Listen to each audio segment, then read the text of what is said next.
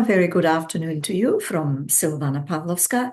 We're going to talk about the Republic of Krushevo, Ilinden, and their historical legacy. Many of you may not be aware of what we mean when we say the Republic of Krushevo, Ilinden, and the historical legacy. So let's have a look at that. The uprising set up against the Ottomans by the IMRO, which stands for the Inner Macedonian Revolutionary Organization, which led to the proclamation of the short-lived Republic of Krushevo, is named Ilinden Uprising because it started in the region of Bitola on the 2nd of August 1903. 2nd of August 1903, during the celebration of St. Elia's Day in Macedonian Ilinden. The manifesto of Krushevo, released on the 2nd and 3rd of August 1903, reads as follows. And it's quoted from the FAO Macedonia website.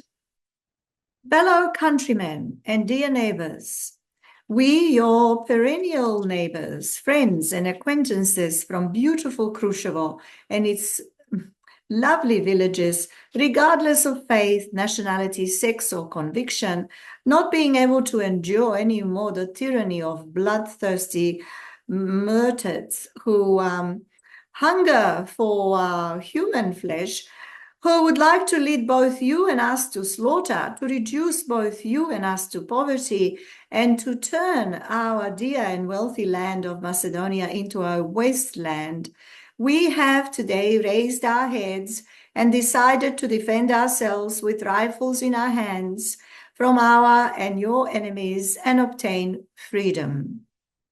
You know very well that we are not evil, and you understand that it is trouble that made us risk our lives so that we might begin living like human beings or die like heroes. And because since the times of our grandfathers and great-grandfathers, we have lived together like brothers of this land,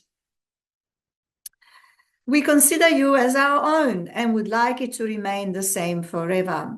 We have not raised our rifles against you. It would be shameful for us to do so. We have not raised against the peaceful, diligent, and honest Turkish people who, like ourselves, earn their living through sweat full of blood. They are our brothers with whom we have always lived and would like to live again.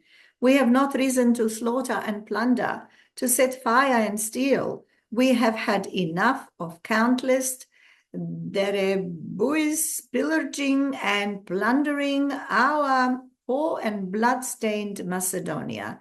We have not risen to convert to Christianity and disgrace your mothers and sisters, wives and daughters. You should know that your property, your lives, your faith, and your honor are as dear to us as our own.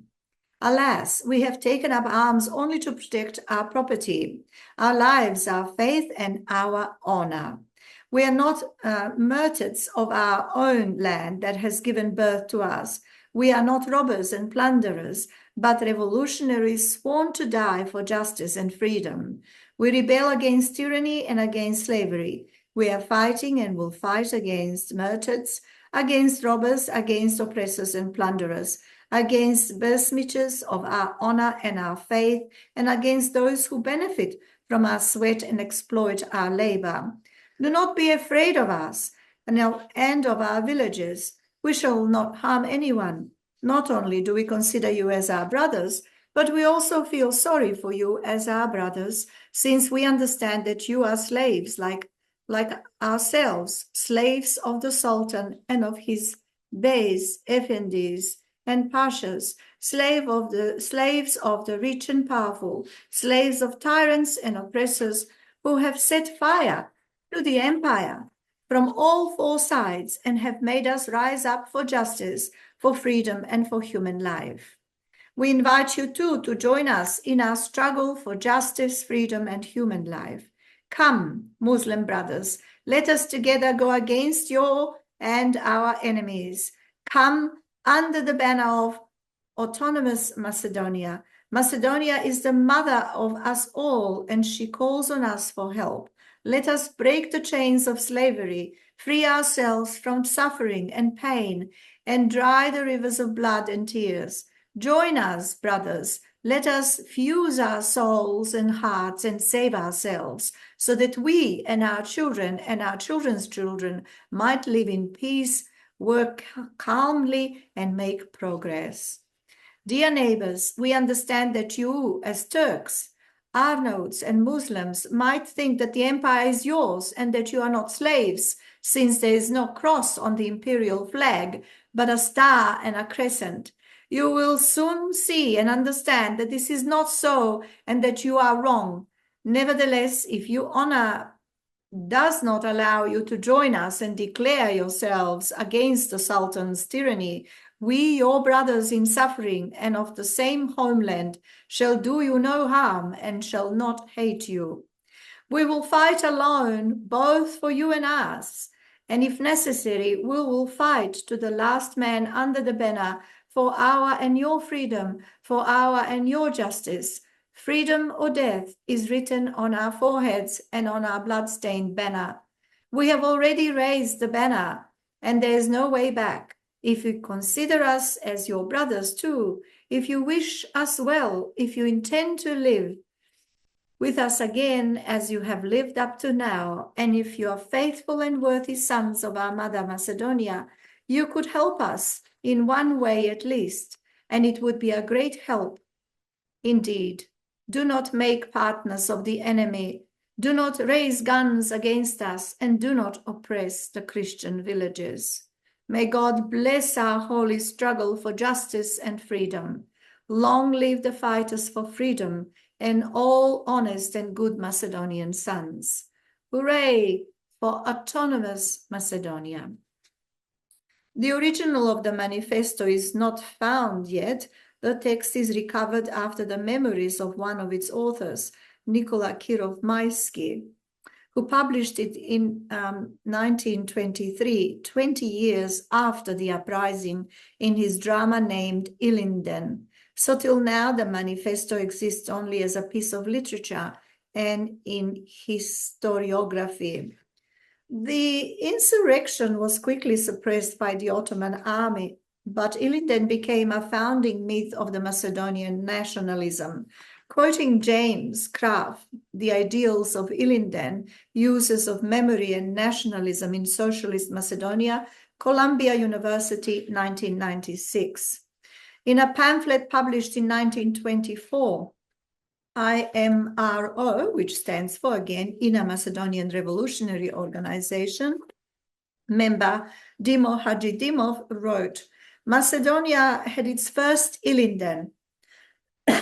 It was followed by bloody days of destruction and terrible suffering.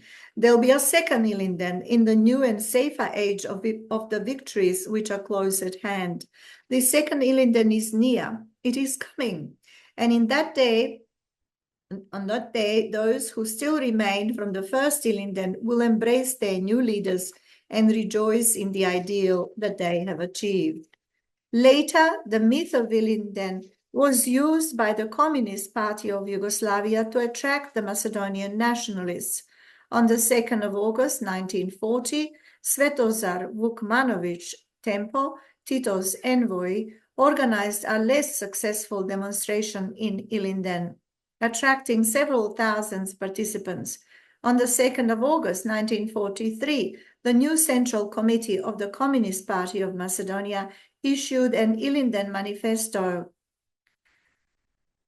exalting the National Liberation Army and Commander Tito as the guarantors of freedom and equality for the Macedonian people.